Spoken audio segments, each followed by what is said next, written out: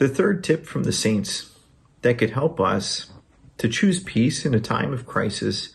is to look for the resurrection. Now, naturally, in any crisis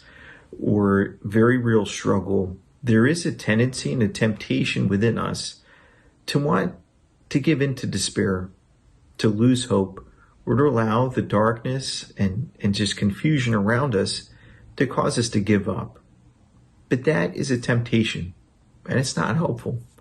So what the saints would recommend is to look for the resurrection. And what that means is to examine our lives, Ignatius of Loyola would say, and try to identify one or two concrete, real experiences where we encountered God, whether it was God's love, God's presence with us, God's mercy, God's forgiveness, but just to be able to name and identify and actually enter back into those experiences of God so that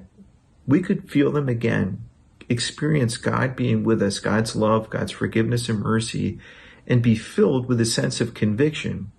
that if God was present with us then, God certainly will be present with us now and is on his way. And that conviction allows us to see, as it were, with new eyes, so that we can actively look for the resurrection around us, maybe in the medical community, these men and women who are giving of themselves night and day to keep us safe. Maybe it's in our neighbors or family members who are doing so much to reach out to help and support people around them, giving of themselves to donate food or clothes or resources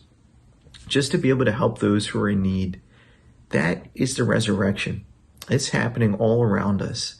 And if we enter back into those experiences of God, we're then more able to identify God, the resurrection, with us now. So these three tips from the saints can be really helpful in helping us to choose peace so that we can name our experiences and feelings,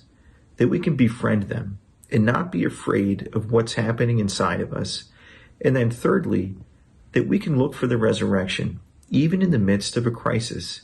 so that together as a community, as a Christian people, we can choose peace, we can choose God, and find God with us, even in the midst of a crisis.